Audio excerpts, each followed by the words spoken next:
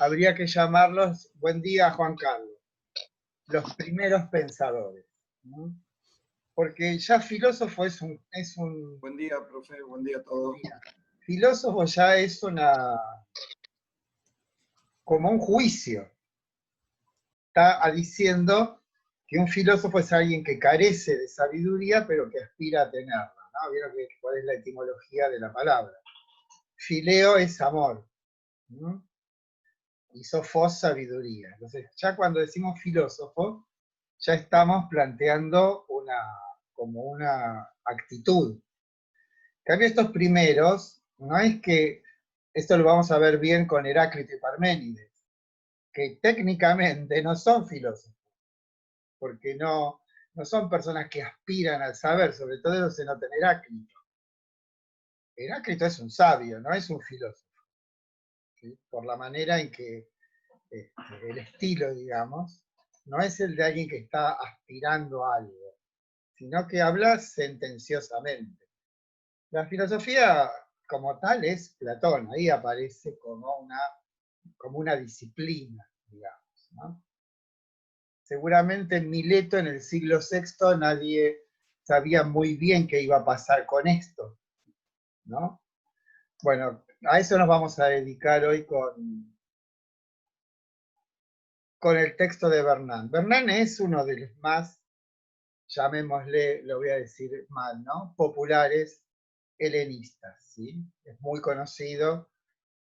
Él y Detienne. Bernán murió, creo. Detienne todavía no. Pero igual nos vamos a referir a Detienne. Yo creo que es discípulo. Bueno, voy a poner compartir pantalla y vemos el PowerPoint.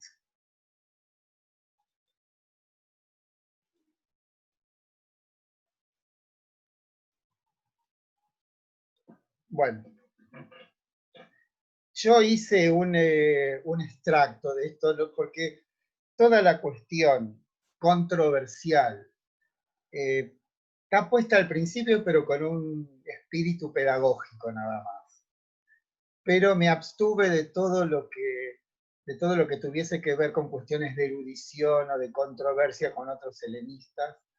Acá lo que nos importa es, primero, qué es lo que pasó a partir del siglo VI antes de 7 y 6 antes de Cristo en esa ciudad de Mileto. Vieron que hay una llamada escuela de Mileto, que en realidad llamarlo escuela me parece un exceso, que son Tales, Anaxímenes y Anaximandro.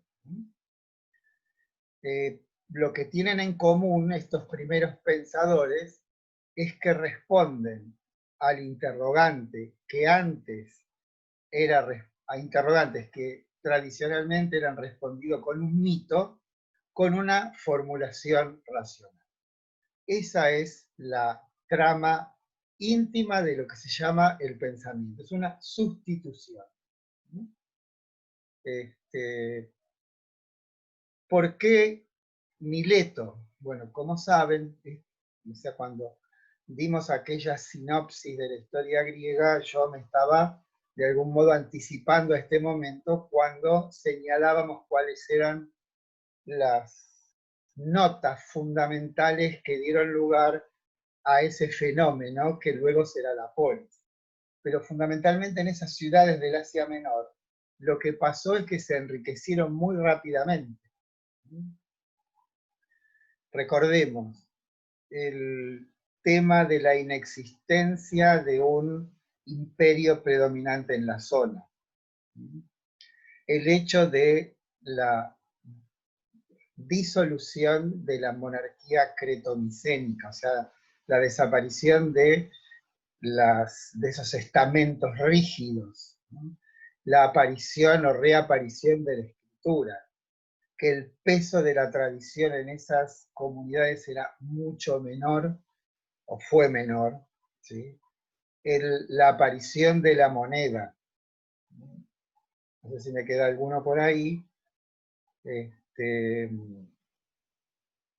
y la exigencia de momento, de urgencia, de tener que imaginar, inventar, crear una nueva manera de dilucidar las cuestiones que tienen que ver con la orientación o con la conducción o con el gobierno de esas comunidades. O sea, todos esos factores se expresaron en esas, o mostraron el fundamento de esas nuevas comunidades. Y ahí se dio que alguien,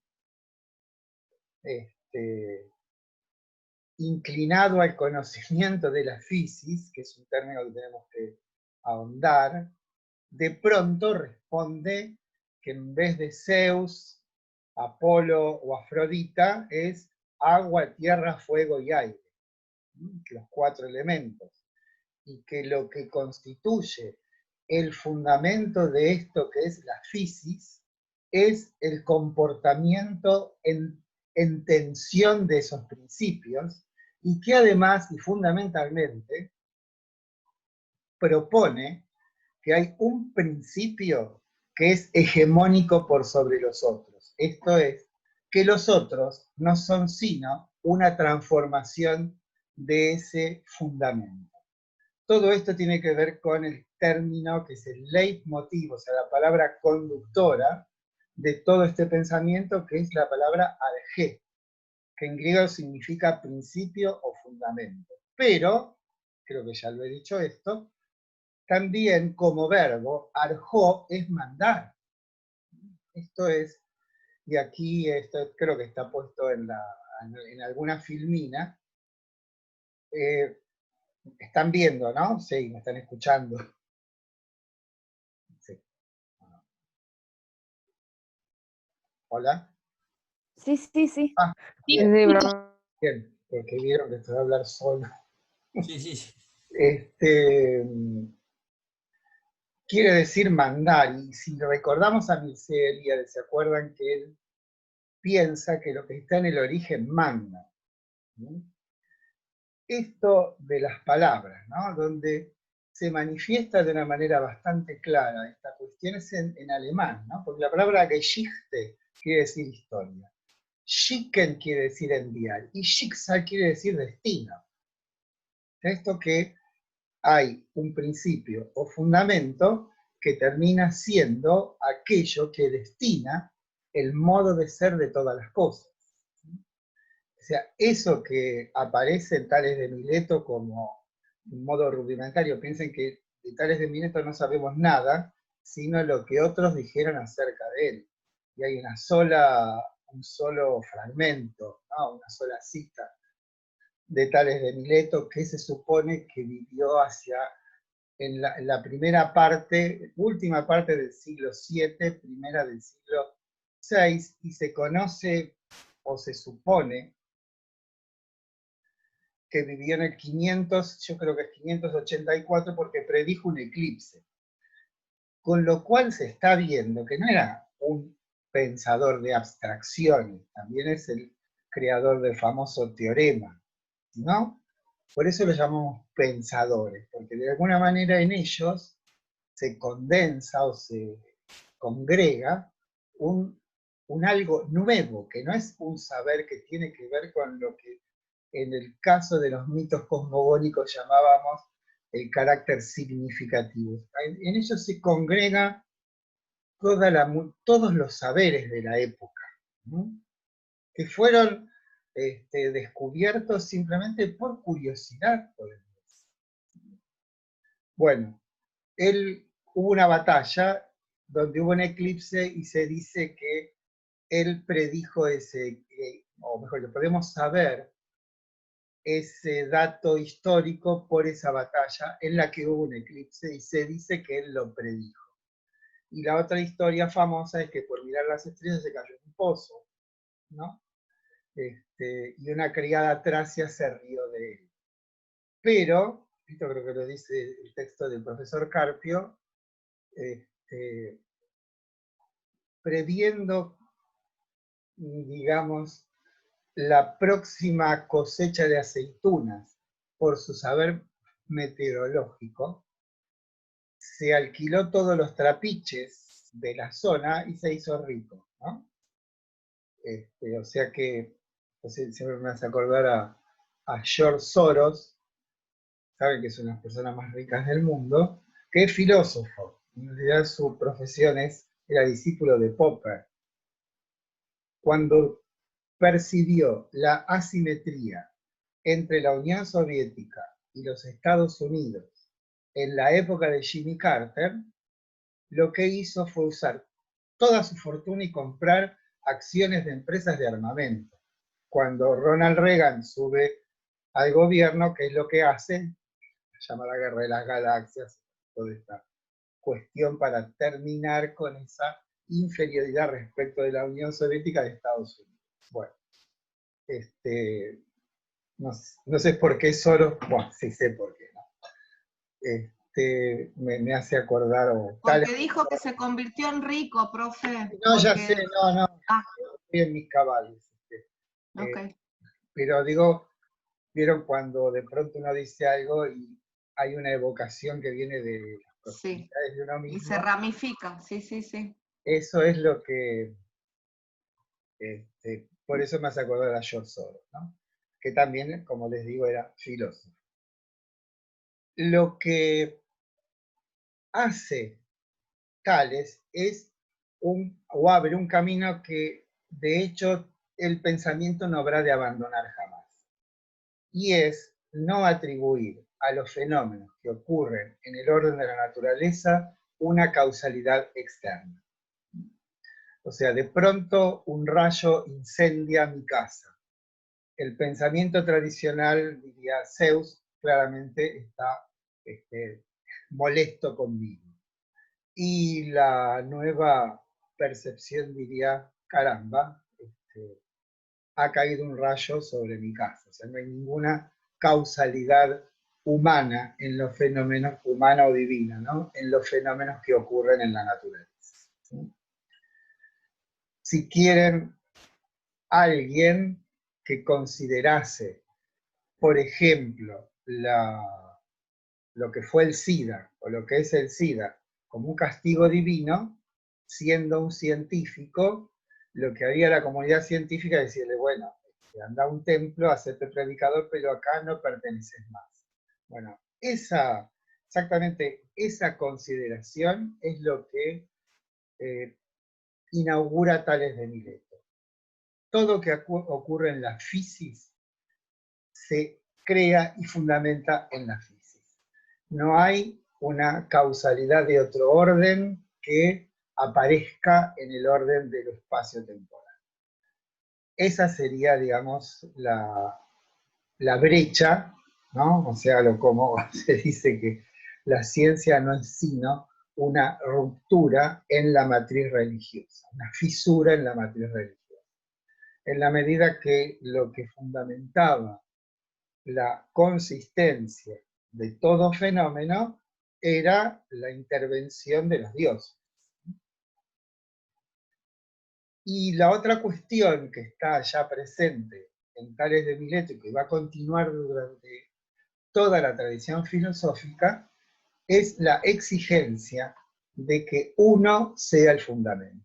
O sea que hay algo, y ese algo es una sola cosa, en el caso de Tales de Mileto es el agua, o lo líquido mejor dicho, que es lo que por diferentes tipos de transformaciones da lugar a los otros elementos.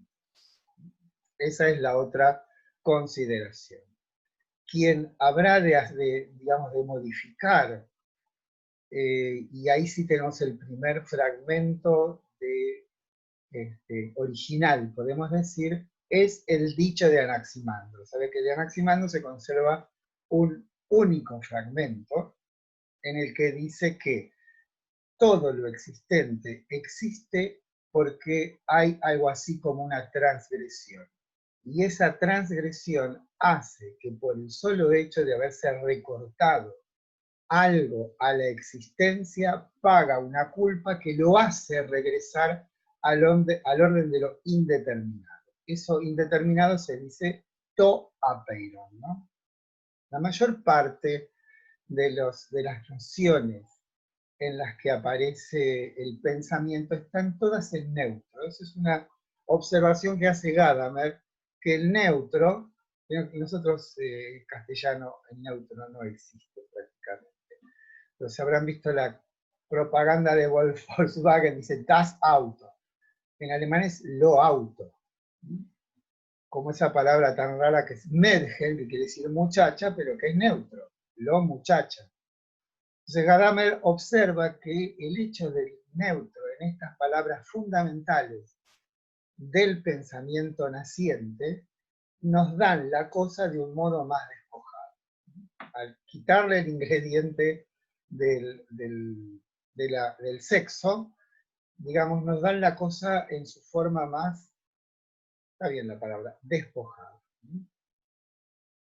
Ese toapeiron, la palabra peiro es de donde viene perímetro. Lo apeiron, lo indeterminado.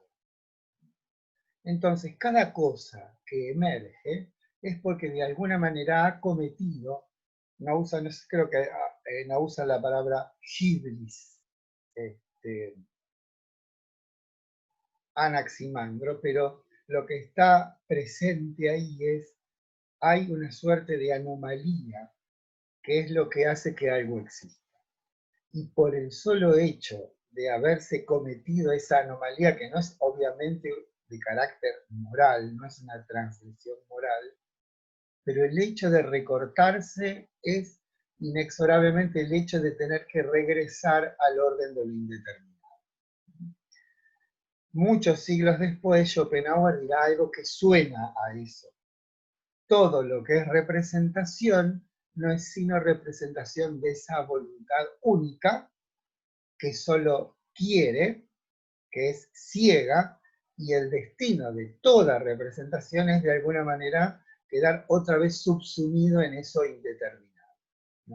Esa es la primera afirmación filosófica, la de Anaximandro.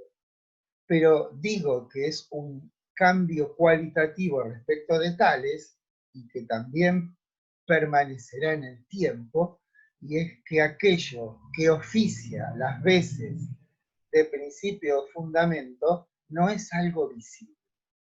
O sea, lo apeiron no es algo que podemos percibir.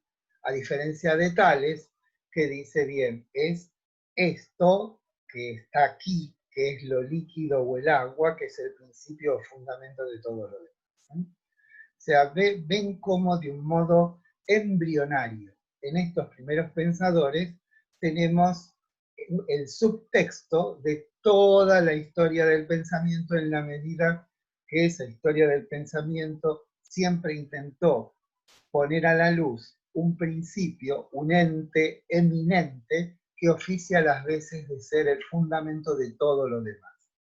Llámese ideas platónicas, motor inmóvil, Dios judeo-cristiano, voluntad de poder, relaciones económicas de producción, pero esto que fue intuido en ese origen, y aquí voy a esta cuestión de la palabra arjé, cómo manda ese principio, y ese principio se enhebra bajo diferentes rostros en la historia del pensamiento. Esto es, hay algo que es un principio y hay algo que ese principio determina. Aquello determinado por ese principio es la totalidad de lo que hay. Bueno, eso sería a lo que se está refiriendo, estoy medio trabado con a lo que se está refiriendo Bernanos cuando habla de eso del viajero sin equipaje, ¿no? O sea, él no, por eso hago esta introducción, porque él no determina con claridad, porque presupone que todos saben de lo que está hablando. Por eso esta introducción. Pero vamos a ir matizando a medida que lo vayamos desarrollando. Una cosa más, que es la palabra physis.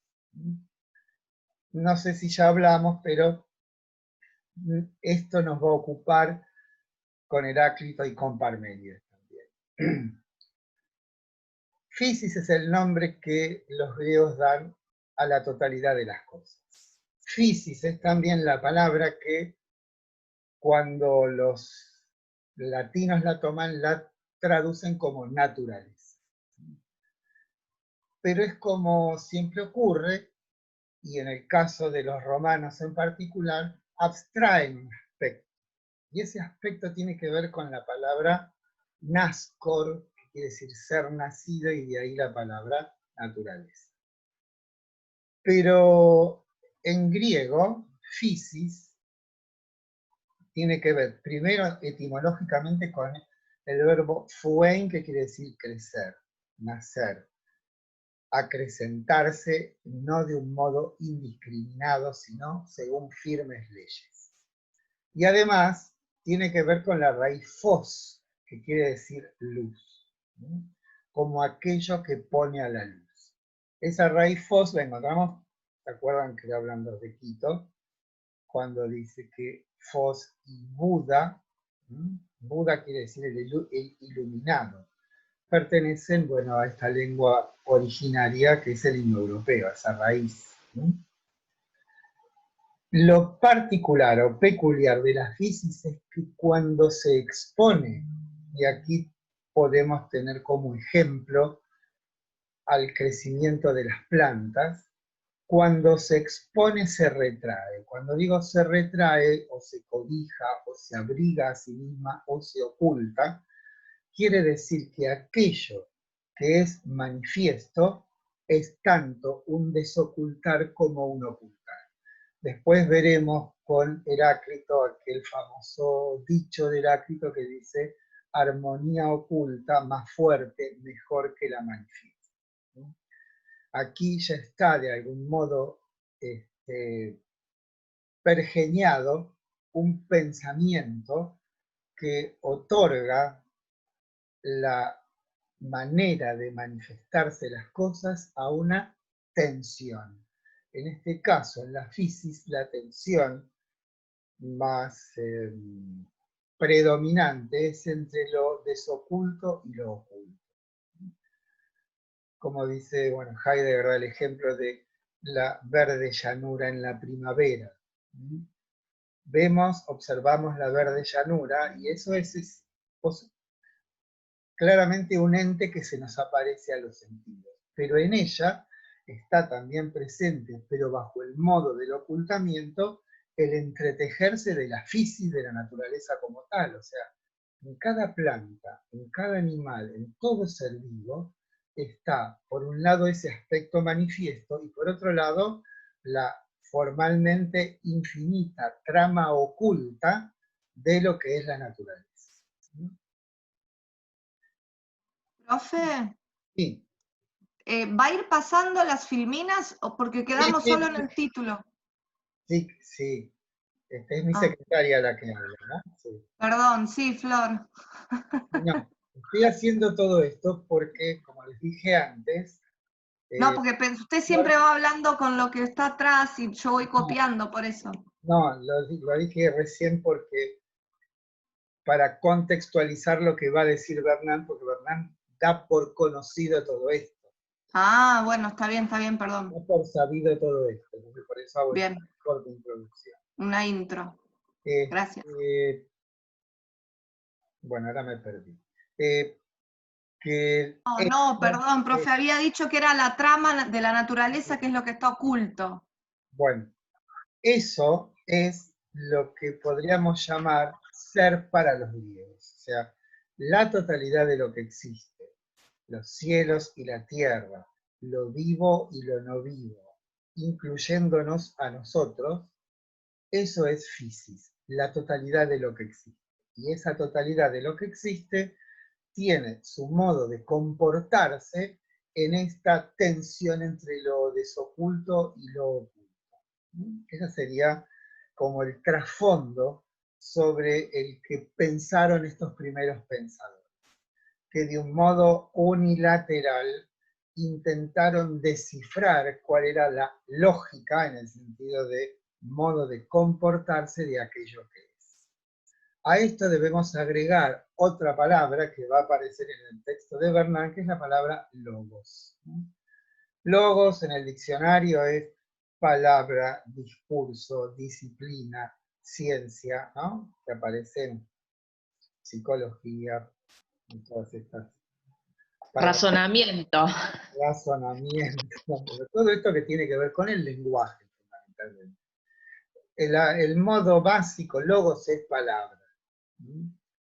Pero lo interesante es que el verbo que corresponde a ese sustantivo es legein, que quiere decir juntar, que quiere decir enlazar. Y esta, digamos, esta observación etimológica la podemos verificar inmediatamente, simplemente cuando reflexionamos, cuando escuchamos una palabra, o cuando leemos una palabra. ¿Qué es lo que hace nuestro espíritu, mente, razón, como quieran llamarlo? Sino enlazar una serie de sonidos o de signos, y ese enlace es exactamente el logos. O piensen esto que llamamos concepto, ¿no? El concepto es, llamémosle algo así como un ente de carácter intelectual que contiene en sí las notas significativas, eminentes, insoslayables de un algo cualesquiera, ¿no? O sea, taza, pan o Dios, ¿no? El concepto, ¿qué es lo que hace? Sino congregar en una unidad una multiplicidad de entes que se dan, sea en la naturaleza, sea en el reino que fuere.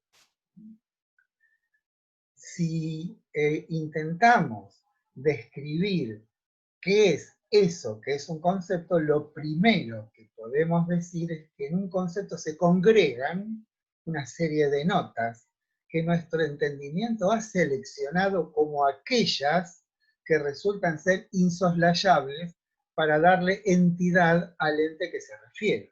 O sea, si nosotros queremos definir la palabra mesa, podemos, o el concepto mesa, mejor dicho, podemos, con un procedimiento muy simple, que es el método de las variaciones, ir quitándole atributos a la mesa. Si yo le quito el atributo de la tabla, lo que ocurre es que el concepto de mesa desaparece. Esto es para demostrar que lo que es un concepto es una colección de notas insoslayables de un ente cualesquiera, pero lo que está por debajo de esta cosa que es el concepto, es que hemos reunido, y ahí está, digamos, de un modo más manifiesto, el carácter de esta palabra legen, logos, también leer, que no es sino este legere, ¿no? En latín, que tiene esa misma raíz. Tenemos Physis, logos. Después con Heráclito veremos, y con Parménides también veremos, que estas son las palabras básicas, esenciales. Bueno, ahora sí, ¿alguna pregunta?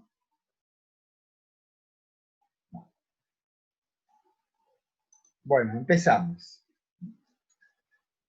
Bien, esto del principio del siglo VII, la ciudad de Mileto, recuerden, entonces, esto que dijimos en aquella sinopsis de las migraciones y de las, ya sin tiempo, de lo que fue ocurriendo a partir del siglo IX, luego de la Edad Oscura, bueno, ahí es cuando se fundan casi todas estas ciudades. Aquí tenemos este subtexto, que tiene que ver con esto que dijimos de la palabra arjé, ¿sí? Pero más o menos ya lo dije antes. Y después tenemos esta cuestión de la pelea entre Barnet y Comfort. Vieron que empieza sin, de un modo así intempestivo, el texto de Bernard, con una polémica entre dos helenistas ingleses. Uno es Barnet y otro es Comfort. ¿Por qué se pelean?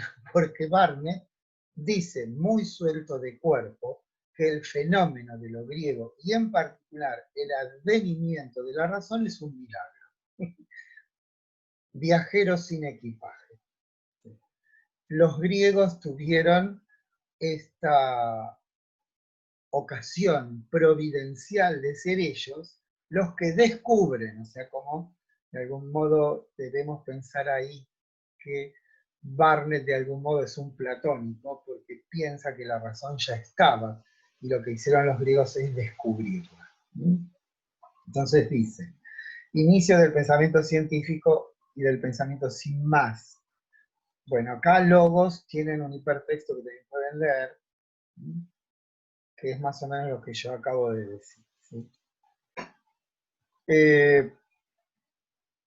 Inicio del pensamiento, el logos se habría liberado del mito. Saben que hay dos nociones que están ahí en tensión en los pensadores del comienzo y en todos los helenistas que le siguieron atrás, es la tensión entre mito y logos. El paso del mito a la razón, que es el nombre del libro de Bernard, ¿no? Más que un cambio de actitud intelectual, una mutación mental, revelación decisiva y definitiva, el descubrimiento, por eso está en negrita, descubrimiento de la razón. El pensamiento no puede tener otro origen que sí mismo, es exterior a la historia, que no puede explicar el desarrollo del espíritu, sino los obstáculos, los errores y las ilusiones sucesivas. Esto alguna vez lo dijimos en el sentido de podemos acumular todas las series de nociones que ustedes quieran, pero el resultado, esto que llamamos Grecia, es mayor que todas las causas. O sea, como que esto del efecto es mayor que la causa, es lo que sostiene este individuo Barnett. O sea, todo esto que hablamos de la aparición de la escritura, de la moneda, todas esas series de nociones que muchos especialistas dicen, bueno, aquí está la causa decisiva de esto que llamamos lo griego. Él dice, no, lo griego es algo como está fuera. Todas esas series de nociones, en todo caso, son causas ocasionales, pero no causas fundamentales. Fueron la ocasión para que esto que son los griegos se autoestablecieran como lo que es la razón. No podemos de ninguna manera, a través de procedimientos científicos de acumulación de nociones muy determinadas, a través de la economía, la sociología o la historia o la psicología, dar cuenta de ese hecho que es lo griego, ¿no? Bien, el pensamiento no puede tener otro origen que sí mismo, bueno, ya lo dije. El milagro, él no tiene, digo, empacho de llamarlo el milagro griego, una discontinuidad radical, viajero sin equipaje, eso me encanta. Vendría al mundo sin pasado, sería un comienzo absoluto. Y por otro lado lo tenemos a su contendiente, que es el señor Comfort, dice, origen mítico y ritual de la primera filosofía griega, como que no estaba tan despegada de determinadas funciones que antes correspondían al orden de los religiosos. No es asimilable el primer pensar con la ciencia contemporánea. Por supuesto, dice Comfort, porque desconoce la experimentación, ¿no? Claramente no hay esta idea de lanzar una hipótesis y luego intentar corroborarla de un modo empírico, ¿no? Como se haría hoy con cualquier hipótesis sobre un fenómeno determinado. No resulta de la observación de la naturaleza, sino que es una especulación de carácter reflexivo e intelectual, pero de ninguna manera tiene que ver con la observación sistemática de los fenómenos. Y después esta que es la más enigmática, pero además sugestiva, de las afirmaciones. Transpone en una forma laicizada, esto es, fuera de todo pensamiento religioso, y sobre el plano de un pensamiento abstracto, abstracto es agua, fuego, tierra, ¿y qué me falta? Bueno, los cuatro Aire. Aire. El aire. Me falta el aire. Los cuatro elementos de la astrología, que no están pensados en su consistencia material, sino como abstracciones. Recuerden siempre que la palabra abstracción tiene su origen en la palabra latina tractum, que quiere decir transportar algo de un orden a otro, en el sentido ya especializado de la palabra.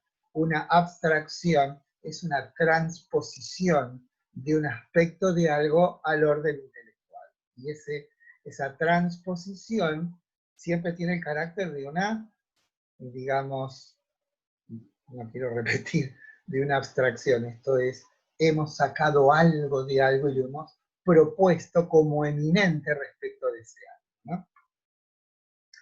El sistema de representación que la religión ha elaborado. O sea, lo que hace Comfort es verificar que en los mitos cosmogónicos, por ejemplo, hay un principio de orden, hay una división de poderes, hay una armonía, el cielo, la tierra y lo subterráneo, ¿no?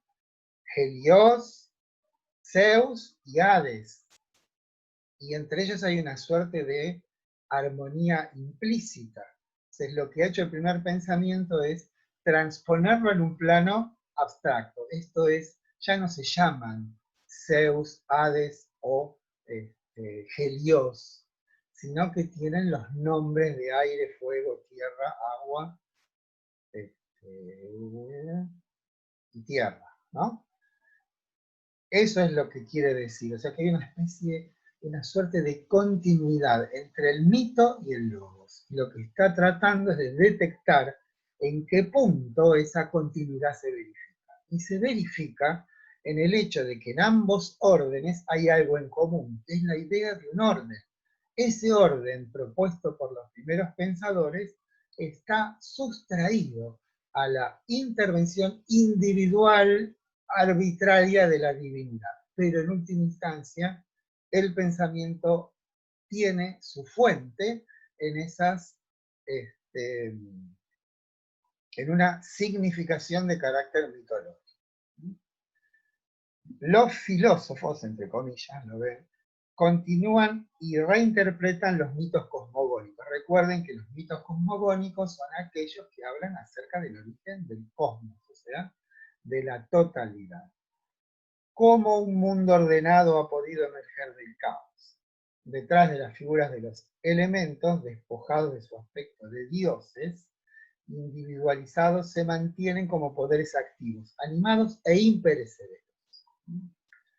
El cosmos de los jonios, jonios se llama toda esta región del Asia Menor, y de la raza, ¿no?, de los jonios, también a la cual pertenecen los atenienses. El cosmos de los jonios se organiza mediante una división de jurisdicciones, una repartición de las estaciones entre los poderes contrarios que se equilibran recíprocamente. Bueno, vamos a dejar porque nos queda menos de un minuto, seguimos en unos instantes. Vamos, ¿cómo se llama?,